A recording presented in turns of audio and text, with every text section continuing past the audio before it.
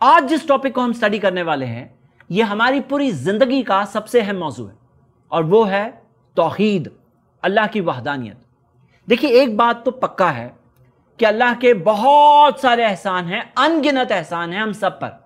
हमें वो शख्स जो दुनिया का सबसे मजबूर इंसान है, सबसे परेशान इंसान है, उस पर भी इतने सारे एहसान हैं कि अल्लाह ने कुरान में कहा वइन तउद्दू निअमतल्लाहि ला तुसूहा।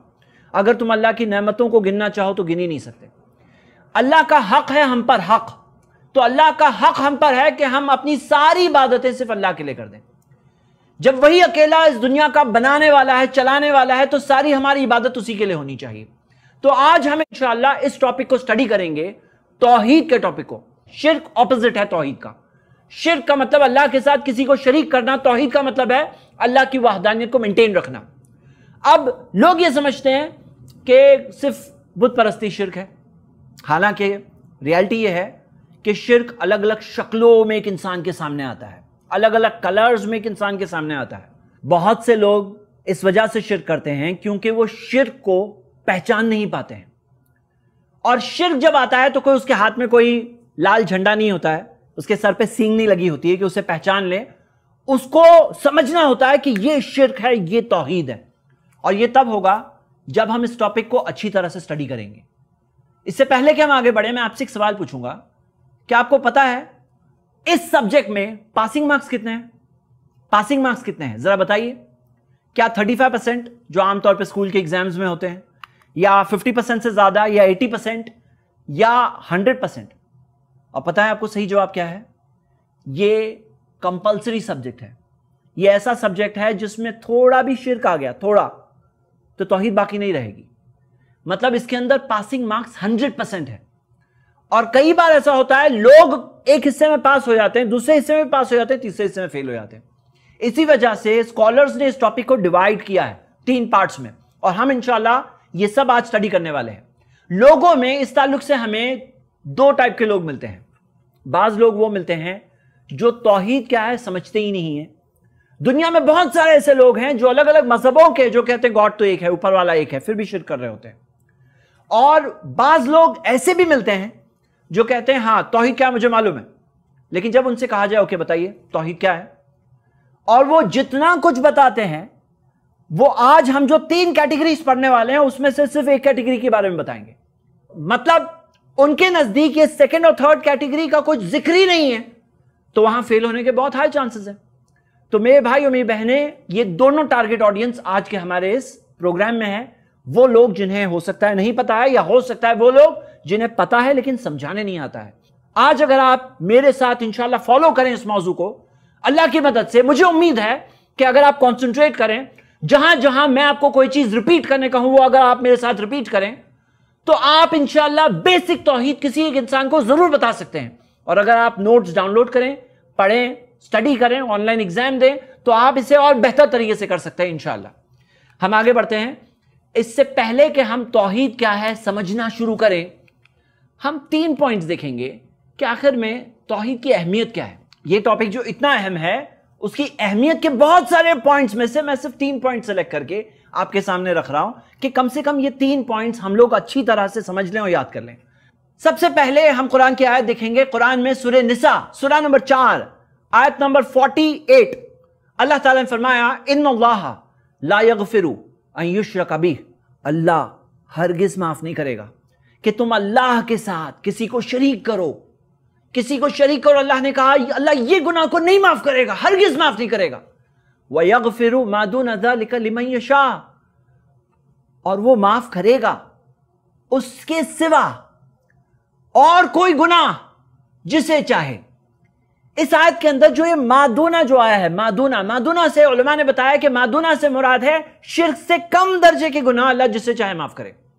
मतलब कुछ गुनाह ऐसे होते हैं जो शिर्क के दर्जे के गुनाह होते हैं, जैसे कुफ्र। कुफ्र क्या है? अल्लाह का इनकार करना, नबी का इनकार करना सल्लल्लाहु अलैहि वसल्लम, अल्लाह की किताब कुरान का इनकार करना।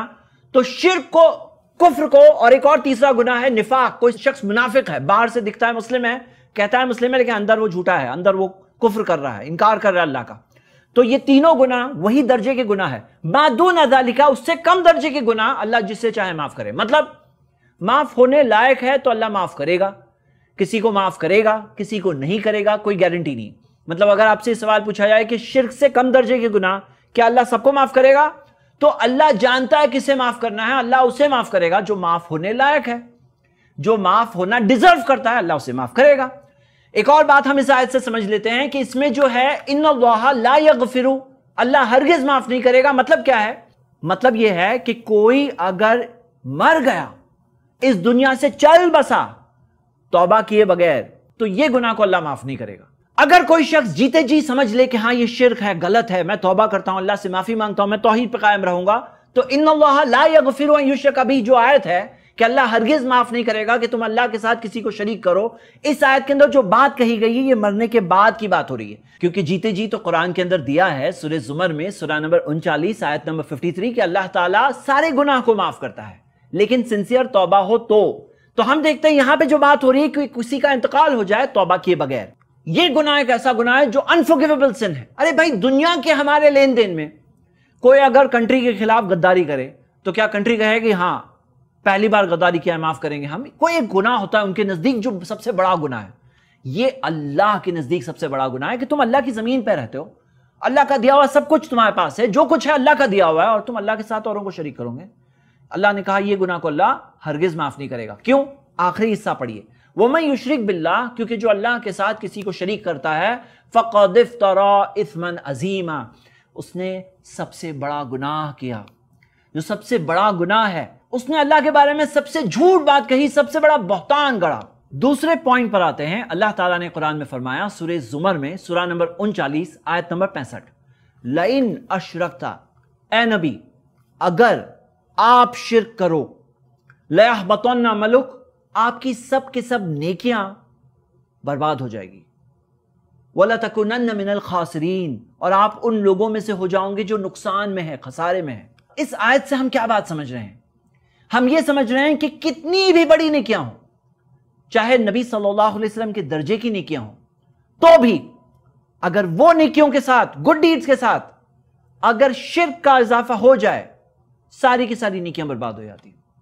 قیامت کے دن ایک ترازو ہوگا، ترازو میں ہماری ساری نیکیاں ایک طرف ہوگی، سارے گناہ دوسری طرف ہوں گے۔ ایک طرف اگر بہت ساری نیکیاں ہیں لیکن ساتھ میں اگر کسی نے شرک کیا ہے تو وہ شرک کا گناہ اتنا بھاری گناہ ہے کہ لا يحبطن عملک، ساری کی ساری نیکیاں برباد ہو جائے گی۔ اور اللہ نے مثال بھی دی تو پیارے نبی محمد صلی اللہ علیہ وسلم کی، جو اتنے مخلص بندے تھے اللہ کے، کہ رات میں پاؤں سوج جانے تک، حتی تورمت قدمہ، یہاں تک کہ ان کے دونوں پاؤں سوج جاتے تھے، اس حد تک نبی صلی اللہ علیہ وسلم قیام اللیل کیا کرتے تھے۔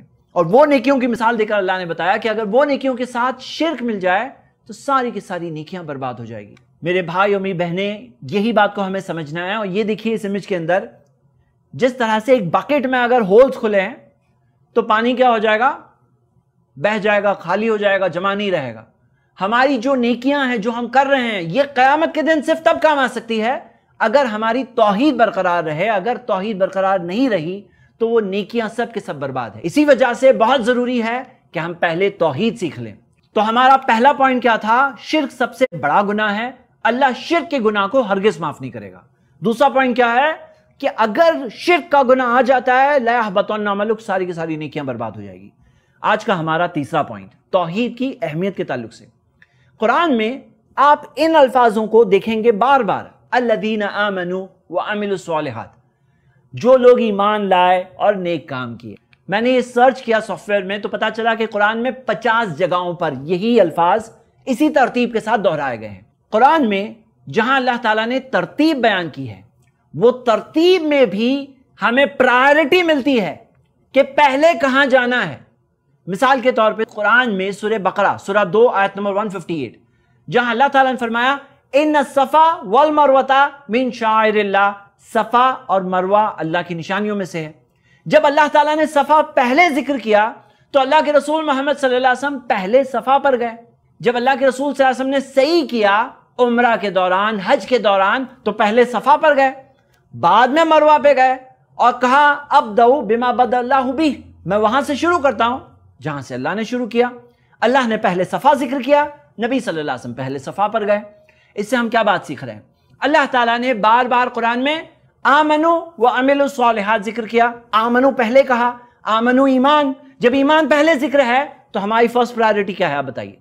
آج بعض لوگ یہ کہتے ہیں کہ پہلے نمازی تو بنے لوگ، بعض لوگ یہ کہتے ہیں پہلے ایجوکیشن کے معاملے میں آگے بڑھو، لیکن صحیح بات یہ ہے کہ سب سے بڑی، سب سے اہم چیز، فرسٹ پرائیورٹی ہماری ہے ہمارا ایمان، اور ایمان میں اللہ کی وحدانیت، توحید، جو ہمارا کلمہ ہے لا الہ الا اللہ آمنو، یہ پہلے اللہ نے پہلے ذکر کیا۔